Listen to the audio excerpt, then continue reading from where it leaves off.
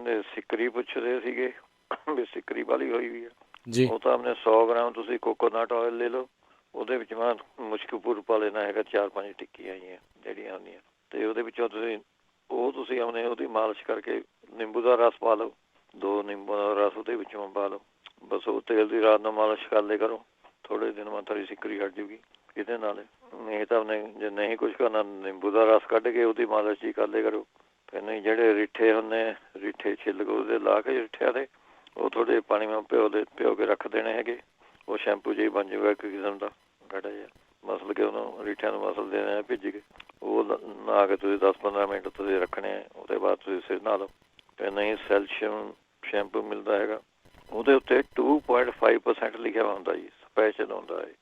ਜਿੱਥੇ medicated shampoo ਹੁੰਦੇ ਪਏ ਨਾ ਉਹਨਾਂ ਦੇ ਵਿੱਚ ਪਿਆ ਹੋਊਗਾ 2.5 ਲਿਖਿਆ ਹੋਊਗਾ ਉਹ ਤੁਸੀਂ ਉਹਨੇ ਬਾਅਦ ਕਿੱਲੇ ਕਰਕੇ ਉਹਨੇ ਸ਼ੈਂਪੂ ਜਿਹਾ ਲਗਾ ਲੈਣਾ ਹੈਗਾ ਉਹ ਜਿਸ ਤਰ੍ਹਾਂ ਸ਼ੈਂਪੂ ਲਗਾਉਂਦੇ ਪਰ ਤੁਸੀਂ ਆਪਣੇ 10-12 ਮਿੰਟ ਉਹਨੂੰ ਲਗਾਈ ਰੱਖਣਾ ਹੈਗਾ ਜੀ ਫਿਰ ਤੁਸੀਂ ਨਹਾਉਣਾ ਹੈਗਾ ਇਹ ਤੁਸੀਂ ਆਪਣੇ ਠੀਕ ਇਹਦੇ ਨਾਲ ਐਨ ਪੱਕੀ ਗੱਲ ਹੈ ਜੀ ਹਟ ਜੂਗਾ ਸਿਰਮਾ ਕੋਈ ਫੁੰਸੀ ਹੋਵੇ ਫੋੜਾ ਹੋਵੇ ਖਾਜ ਹੁੰਦੀ ਹੋਵੇ ਸਿੱਕਰੀ ਹੋਵੇ ਸਿਰ ਦੇ ਵਾਸਤੇ ਬਹੁਤ ਵਧੀਆ ਦਵਾਈ ਹੈਗੀ ਜੀ ਨਹੀਂ ਤਾਂ ਫਿਰ ਔਲਿਆਂ ਦਾ ਚੂਰਨ ਦੇ ਵਿੱਚ ਔਲਿਆਂ ਦਾ ਪਾਊਡਰ ਲੈ ਲਓ ਨਿੰਬੂ ਨਿਚੋੜ ਕੇ ਉਹਦਾ ਪੇਸਟ ਜਿਹਾ ਬਣਾ ਕੇ ਉਹ ਲਗਾ ਕੇ ਸਿਰਮਾ ਘੰਟੇ ਅੱਧੇ ਘੰਟੇ ਬਾਅਦ ਤੁਸੀਂ ਉਹ ਨਾਲੇ ਕਰੋ ਤੁਸੀਂ ਅੱਛਾ ਜੀ ਆਪਣੇ ਜਿਹੜੇ ਲੀਵਰ ਵਾਸਤੇ ਪੁੱਛਦੇ ਸੀਗੇ ਜੀ ਆਪਣੇ जी ਲੀਵਰ ਚੰਗਾ ਰੱਖ ਉਹ ਤਾਂ ਤੁਸੀਂ ਆਪਣੇ ਨਿੰਬੂ ਦਾ ਆਪਣੇ ਛਿਲਕਾ ਜਾਂ ਉਹਨੂੰ ਕੱਦੂਕਾਸ ਜਿਹਾ ਕਰਕੇ ਉਹ ਜਾਂ ਨਿੰਬੂ ਸਣੇ ਐਂ ਗ੍ਰਾਇੰਡ ਜਿਹਾ ਕਰਕੇ ਉਹੀ ਚਟਨੀ ਜਿਹੀ ਬਣਾ ਕੇ ਖਾ ਲਿਆ ਕਰੋ ਉਹੀ ਵਧੀਆ ਚੀਜ਼ ਰਹਿੰਦੀ ਹੈਗੀ ਫਿਰ ਸੰਤਰਾ ਪਪੀਤਾ ਜ਼ਿਆਦਾ ਖਾਓ ਲੌਕੀ ਹਲਦੀ ਧਨੀਆ ਕਾਲਾ ਨੂਣ ਜਿਹਾ ਪਾ ਕੇ ਇਹਦਾ ਜੂਸ ਜਿਹਾ ਕੱਢ ਕੇ ਪੀ ਲਓ ਇਹ ਲੀਵਰ ਵਾਸਤੇ ਵਧੀਆ ਚੀਜ਼ ਰਹਿੰਦਾ ਹੈਗਾ जी ਫਿਰ ਮੁੱਲੀ ਦੇ ਪੱਤਿਆਂ ਦਾ ਜੂਸ ਕੱਢ ਕੇ ਪੀ ਲਓ ਚੁਕੰਦਰ ਅਦਰਕ ਦਾ ਜੂਸ ਕੱਢ ਕੇ ਪੀ ਲਓ ਪਾਣੀ ਦੇ ਵਿੱਚ ਨਹੀਂ ਤਾਂ ਮੁੱਠੀ ਸੌਗੀ ਭਿਓ ਕੇ ਰਾਤ ਨੂੰ ਰੱਖ ਦਿਓ ਸਵੇਰ ਨੂੰ ਸੌਗੀ ਖਾ ਲਓ ਕਦੇ ਉਹ ਪਾਣੀ ਜਿਹਾ ਪੀ ਲਓ ਇਹੀ ਬਹੁਤ ਪੱਕਾ ਜਮਾਇਆ ਹੋਇਆ ਸੌਗੀ ਵਾਲਾ ਤਾਂ ਜੀ ਅਸੀਂ ਇੱਥੇ ਅਜਮਾਇਆ ਸੀਗਾ ਕਿਸੇ ਦੇ ਉੱਤੇ ਐਨ ਠੀਕ ਹੋ ਗਿਆ ਸੀਗਾ ਜੀ ਲੀਵਰ ਉਹਦਾ ਵਧੀਆ ਚੀਜ਼ ਹੈਗੀ ਇਹ ਵੀ जी ਫਿਰ ਦਹੀਂ ਦੇ ਵਿੱਚ ਤੁਸੀਂ ਹਲਦੀ ਪਾ ਕੇ ਖਾ ਸਕਦੇ ਹੈਗੇ ਯੋਗੜ ਜਿਹੜੇ ਕਹਿੰਦੇ ਸੀਗੇ ਆਪਣੇ ਕਿ ਐਸਿਡ ਵਾਸਤੇ ਪੁੱਛਦੇ ਸੀਗੇ ਜਿਹੜਾ ਐਸਿਡ ਹੈਗਾ ਉਹ ਤਾਂ ਤੁਸੀਂ ਜਿਹੜਾ ਪੇਠਾ ਹੁੰਦਾ ਜਿਹਦੀ ਮਠਿਆਈ ਬਣਦੀ ਉਹਦੀ ਪੇਠਾ जी ਉਹਦਾ ਤੁਸੀਂ ਆਪਣੇ ਜੂਸ ਜਿਹਾ ਕੱਢ ਕੇ ਛਿੱਲਕ ਉਹਦੇ ਲਾ ਦਿੰਦੇ ਹੈਗੇ ਜਿਸ ਤਰ੍ਹਾਂ ਖਰਬੂਜੇ ਦੀ ਫਾੜੀਆਂ ਆਪਾਂ ਬਣਾਉਂਦੇ ਉਸ ਤਰ੍ਹਾਂ ਬਣਾ ਕੇ ਉਹਦੀਆਂ ਬੀਜ ਬੂਜੇ ਸਾਰੇ ਕੱਢ ਕੇ ਉਹਦਾ ਤੁਸੀਂ 1 ਗਲਾਸ ਜੂਸ ਪੀਣ ਲੱਗ ਜਾਓ 2 ਹਫ਼ਤੇ ਵਿੱਚ ਸਾਰਾ ਐਸਿਡ ਠੀਕ ਹੋ ਜਾਊਗਾ ਜੀ ਵਧੀਆ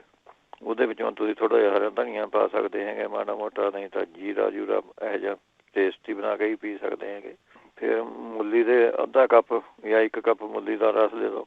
2-3 ਚਮਚੇ ਹਰੇ ਧਨੀਆ ਦਾ ਜੂਸ ਜਿਹਾ ਮਿਲਾ ਕੇ ਉਹ ਤੁਸੀਂ ਉਹਨੇ ਲੈ ਸਕਦੇ ਹੈਗੇ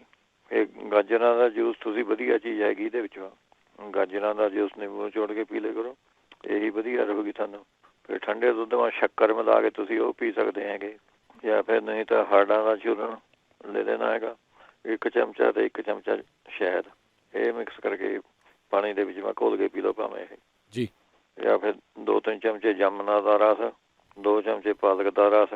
1 ਕੱਪ ਪਪੀਤੇ ਦੇ ਜੂਸ ਦੇ ਵਿੱਚੋਂ ਮਿਕਸ ਕਰਕੇ ਤੁਸੀਂ ਇਹ ਪੀ ਸਕਦੇ ਹੈਗੇ ਫਿਰ ਤਿਰਫਲਾ ਚੂਰਨ ਜਿਹੜਾ ਹੁੰਦਾ ਉਹਦੇ ਵਿੱਚੋਂ ਸ਼ਹਿਦ ਮਿਲਾ ਕੇ ਤੁਸੀਂ ਉਹ ਪੀ ਸਕਦੇ ਹੈਗੇ ਜਾਂ ਫਿਰ ਨਹੀਂ ਤਾਂ 2 ਚਮਚੇ ਔਲਿਆਂ ਦਾ ਸੁੱਕਾ ਪਾਊਡਰ ਲੈ ਕੇ ਨਾਰੀਅਲ ਦੇ ਪਾਣੀ ਦੇ ਵਿੱਚੋਂ ਘੋਲ ਕੇ ਤੁਸੀਂ ਉਹ ਪੀ ਲਿਆ ਕਰੋ ਫਿਰ ਔਲਿਆਂ ਦਾ ਰਸ ਤੁਸੀਂ ਲੈ ਸਕਦੇ ਹੈਗੇ 5-6 ਚਮਚੇ ਉਹਦੇ ਵਿੱਚੋਂ ਗਲਾਸ ਪਾਣੀ ਦੇ ਵਿੱਚੋਂ 5-6 ਚਮਚੇ ਔਲਿਆਂ ਦਾ ਰਸ ਪਾ ਲਓ ਅਤੇ ਅੱਧਾ ਕੁ ਚਮਚਾ ਤੁਸੀਂ ਜੀਰਾ ਪਾਊਡਰ ਪਾ ਲਓ